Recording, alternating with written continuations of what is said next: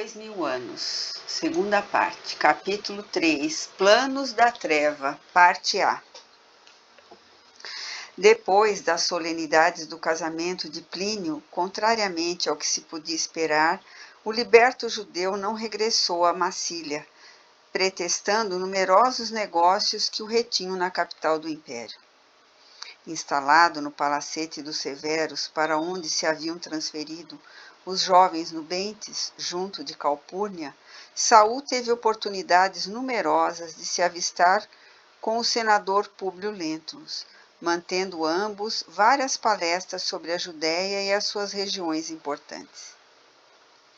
Intrigado com aquele olhar ardente e aqueles traços fisionômicos, que lhe não eram totalmente estranhos, e lembrando-se perfeitamente daquele pai que o procurara ansioso e aflito em Jerusalém, acompanhemos o senador em uma das palestras íntimas com o interessante desconhecido, no qual abordou com esta pergunta inesperada: Senhor Saul, já que sois filho das cercanias de Jerusalém, vosso pai, porventura, não se chamaria André de Gioras? O liberto mordeu os lábios diante daquele ataque direto ao assunto mais delicado da sua existência, respondendo dissimuladamente: Não, senhor, meu pai não tem esse nome. Ao tempo em que fui escravizado por mãos impiedosas e cruéis, porquanto eu não era senão uma criança mal educada e irresponsável, acentuou com profunda ironia. Meu pai era um agricultor miserável que não possuía outra coisa além dos seus braços para o trabalho de cada dia.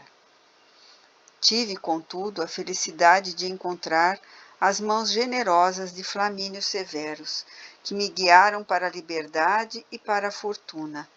E hoje, o meu genitor, com o pouco que lhe forneci, aumentou as suas possibilidades de trabalho, desfrutando não somente certa importância social em Jerusalém, como também funções superiores no templo.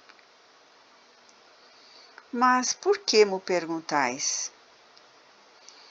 O senador franziu o sambrolho em face de tanta desenvoltura na resposta, mas, sentindo-se aliviado por lhe parecer que não se tratava de fato do Saul de suas penosas lembranças, respondeu com mais desafogo de consciência. É que eu conheci ligeiramente um agricultor israelita por nome André de Gioras, cujos traços fisionômicos não eram muito diversos dos vossos. E a conversação seguiu o ritmo normal das conversações, sem importância nos ambientes de convencionalismo da vida social. Saul, entretanto, deixava transparecer fulgor estranho no olhar, como quem se encontrava extremamente satisfeito com o destino, à espera de um ensejo para executar seus tenebrosos planos de vingança. Um móvel oculto e inconfessável o retinha em Roma, quando numerosas operações comerciais requeriam sua presença em Massília, onde seu nome se radicara a grandes interesses de ordem financeira e material. Esse móvel era o intenso desejo de se fazer notado pela jovem esposa de Plínio, cujo olhar parecia atraí-lo para um abismo de amor violento e irreprimível. Desde o instante em que a vira com os adornos do noivado, no dia venturoso de seu enlace, parecia haver-lo obrigado a criatura ideal dos seus sonhos mais íntimos e remotos. Na realidade, os filhos de seus antigos senhores mereciam o seu respeito, e o maior acatamento, todavia, uma força maior que todos os seus sentimentos de gratidão o levava a desejar a posse de Flávia Lentúlia, a qual, a qualquer preço, ainda que fosse o da própria vida. Aqueles olhos formosos e cismadores, a graça amorosa e espontânea, a inteligência lúcida e delicada, todos os seus predicados físicos e espirituais que observara agudamente nos poucos dias de permanência na cidade, o autorizavam a crer que aquela mulher era bem o tipo das suas idealizações.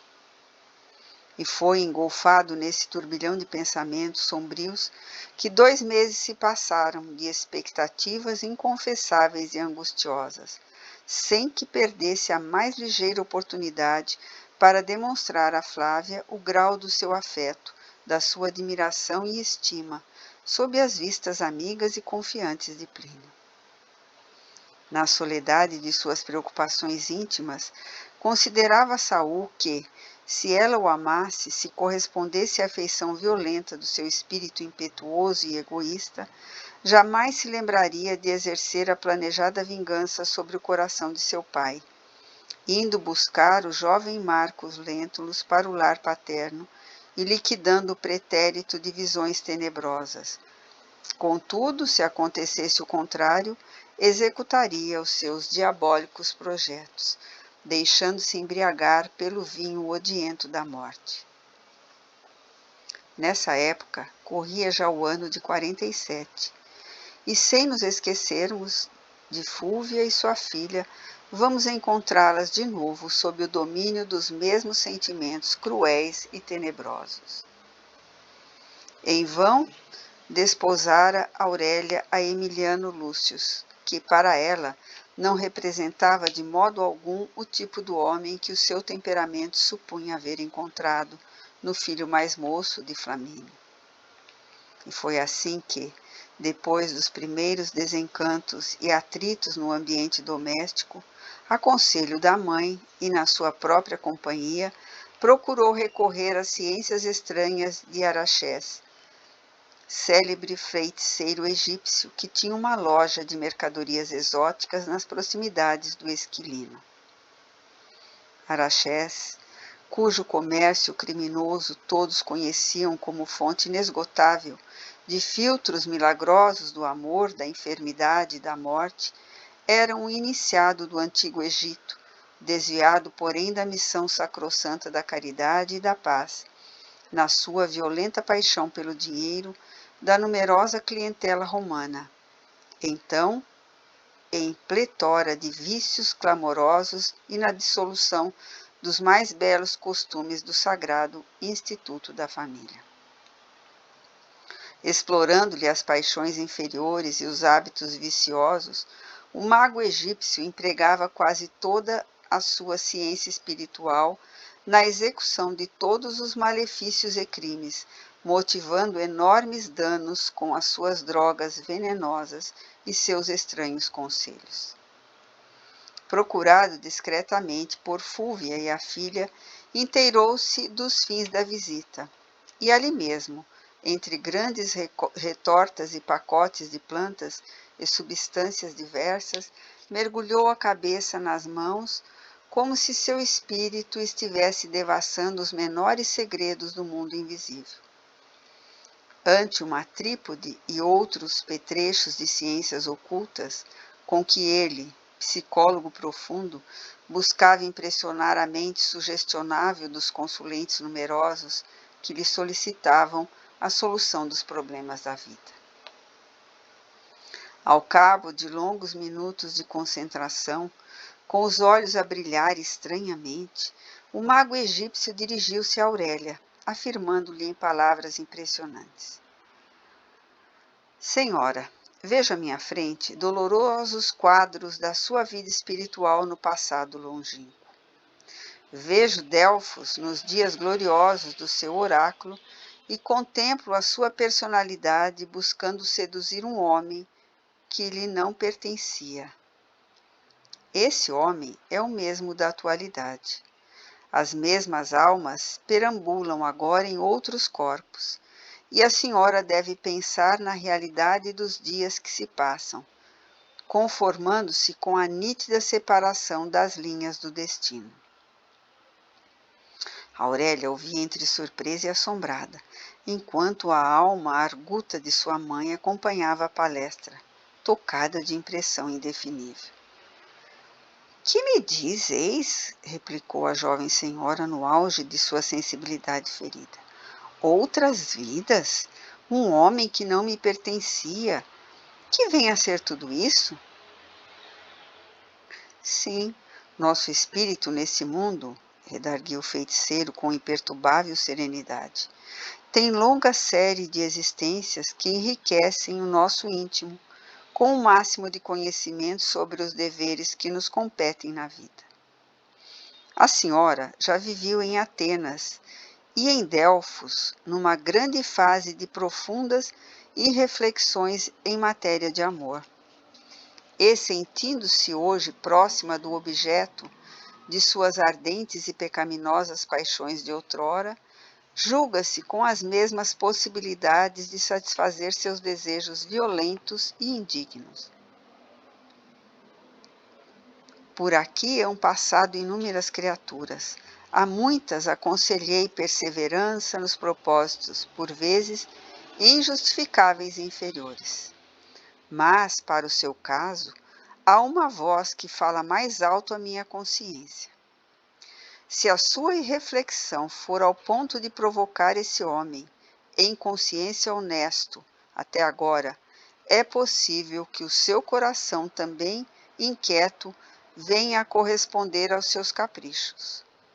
Contudo, busque não se entregar ao desvario dessa provocação, porque o destino o reuniu agora à alma gêmea da sua e um caminho áspero de provações amargas os espera no futuro, para a consolidação da sua confiança mútua, da sua afeição e da sua grandeza espiritual. Não se interponha no caminho dessa mulher considerada pelo seu espírito como poderosa rival. Interpor-se entre ela e o esposo seria agravar à senhora as suas próprias penas, porque a verdade é que o seu coração não se encontra preparado para as grandes renúncias santificantes. E aquilo que supõe ser profundo e sublimado amor, nada mais é que capricho prejudicial do seu coração de mulher voluntariosa e pouco disposta a sacrificar-se pelo carinho de companheiro amoroso e leal. Mas sim, a multiplicar as amantes pelo número de suas vontades, os amantes pelo número de suas vontades artificiais. Aurélia estava lívida, ouvindo essas palavras que considerava atrevidas e injuriosas. Desejava defender-se, mas uma força poderosa parecia comprimir-lhe a garganta, anulando-lhe o esforço das cordas vocais. Fúvia, porém, tomada de rancor pelas expressões insultuosas daquele homem, tomou a defesa da filha, arguindo com energia. Araxés, feiticeiro impúdico, o que queres dizer com essas palavras? Insulta-nos. Poderemos fazer cair sobre a tua cabeça o peso da justiça do império, conduzindo-te ao cárcere e revelando à sociedade dos teus sinistros segredos.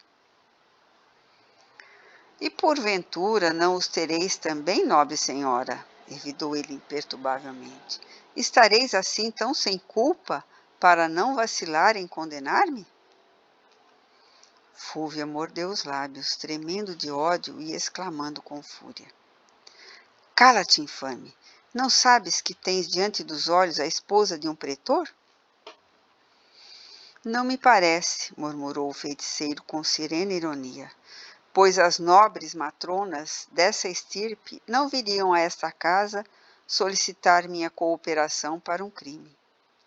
E ao demais, que diriam em Roma de uma patrícia que descesse ao extremo de procurar na intimidade um velho feiticeiro do Esquilino? É verdade que muitos males tenho praticado na minha vida, mas sabem-no todos que assim procedo e não busco a sombra das boas situações sociais para cobertar a hediondez da minha miserável existência.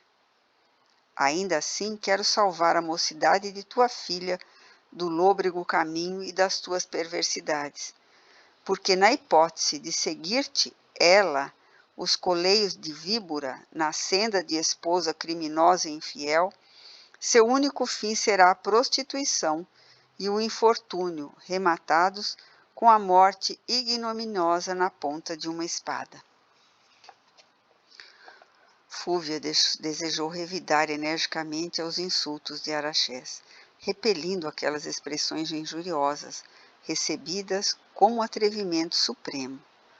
Mas Aurélia, receosa de novas complicações e compreendendo a culpabilidade de sua mãe, tomou-lhe do braço, retirando-se ambas silenciosamente sob o olhar zombeteiro do velho egípcio, que voltara a empilhar pacotes de plantas entre numerosos vasos de substâncias estranhas.